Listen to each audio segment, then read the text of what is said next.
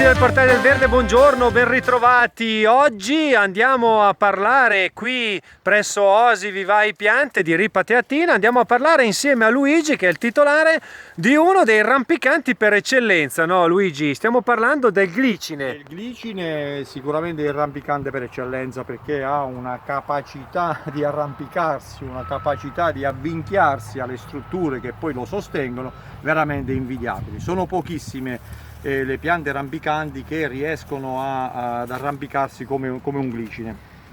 I glicini sono appunto di origine asiatica, il nome botanico è Wisteria sinensis e questa Wisteria è praticamente ha una capacità di aggredire perfino le strutture su cui si arrampica. Ecco, aggredire è proprio il termine giusto. Una capacità volubile che possiamo anche notare qua in nostra coltivazione. Guardate, su una semplice strangola addirittura il bambù. E questa pianta è in grado di piegare anche delle grate in ferro molto delicate. Quindi ha una grandissima forza. Una grandissima forza, una grandissima tenacia, ma un grandissimo potere coprente, proprio perché si arrampica, e ha una bellissima fioritura che ci fa dimenticare tutte queste che potrebbero sembrare delle avversità o potrebbero sembrare delle controindicazioni.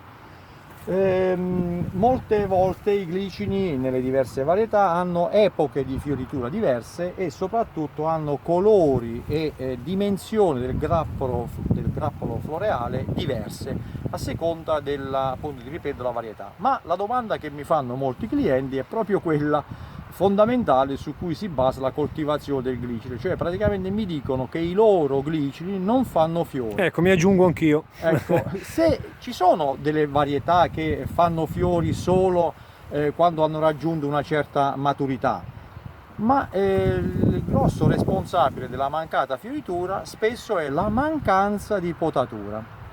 Ora il glicine si svincola da questa mancanza di potatura, cioè avendo una regola a parte, avendo una regola particolare, sfugge a quello che è il comune senso della potatura. Tutti quanti sappiamo, me compreso, forse anche Alessandro, sappiamo che si potano in inverno le piante che perdono le foglie e quindi il glicine, perdendo le foglie, saremo tutti quanti pronti nella potatura invernale. Perfetto.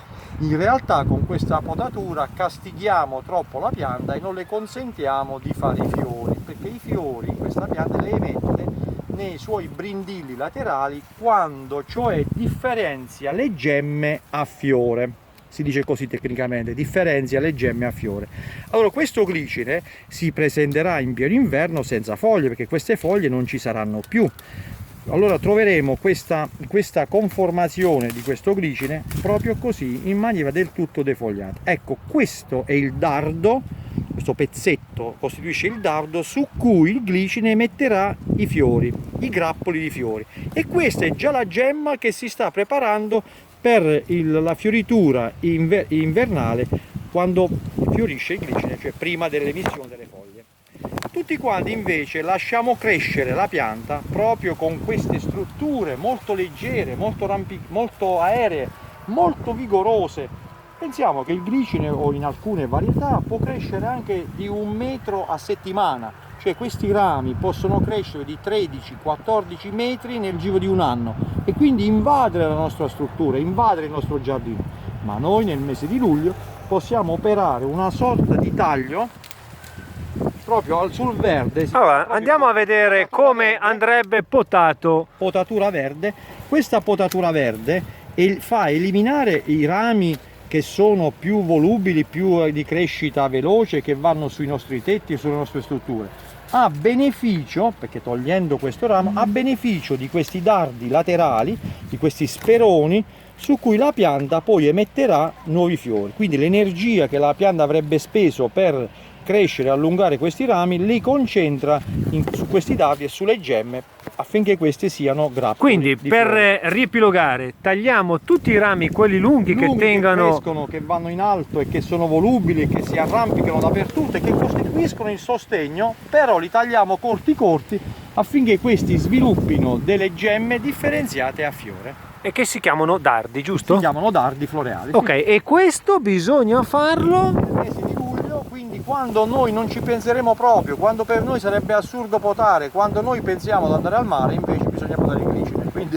attenzione sulle nostre strutture, pensiamo a potare il glicine perché ci darà tante soddisfazioni poi nel marzo successivo, perché il glicine fiorisce marzo-aprile dell'anno prossimo. Ok, questa regola per tutti i tipi di Questa glicini. regola vale per tutti i glicini, fuorché una varietà particolare che si chiama Millesia, che è una varietà a bordo, a confine tra i glicini e altre piante, perché è l'unico glicine, l'unica visteria che fiorisce in estate, in piena estate. Quella varietà in particolare rispetta le norme classiche della potatura, quindi le norme che non è un rampicante molto energico, molto generoso, è una pianta piuttosto compatta, contenuta, la Millesia, e questa Millesia fiorisce però in luglio-agosto. Nessuno poterebbe questa pianta in piena fioritura. Bene. Quindi il glicine è una pianta veramente ricca di soddisfazioni se riusciamo a potarla nel mese giusto, luglio. Bene, allora Luigi ha spiegato perfettamente il perché ad Alessandro non è mai fiorito il glicine, perché questo è il motivo per cui io ho un glicine che non è mai fiorito, e oggi non solo sono contento di aver girato questo video, ma sono contento soprattutto per le future fioriture che avrà il mio glicine grazie ad una potatura effettuata in luglio e non nei mesi canonici nella quale siamo abituati un po' tutti. Insomma, potare. Mi tiro su un po' da solo perché non ho fatto un errore che Luigi mi ha confermato che è un errore che tanti fanno, e oggi abbiamo capito perché. Ed è il bello di questi video, è proprio riuscire a capire come poter avere un risultato completamente diverso, in questo caso migliore rispetto ad un altro, grazie alla conoscenza, al sapere come di persone come Luigi che in questo caso ci donano la loro esperienza. Alessandro, Luigi e i glicini che vedete qui alle mie spalle vi salutano e vi rimando al prossimo video. Ciao!